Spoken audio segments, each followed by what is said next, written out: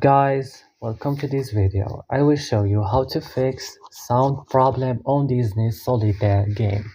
To fix this problem on your game, you should follow some steps. Open your settings of your device first. Click next on apps option and search for Disney Solitaire and click.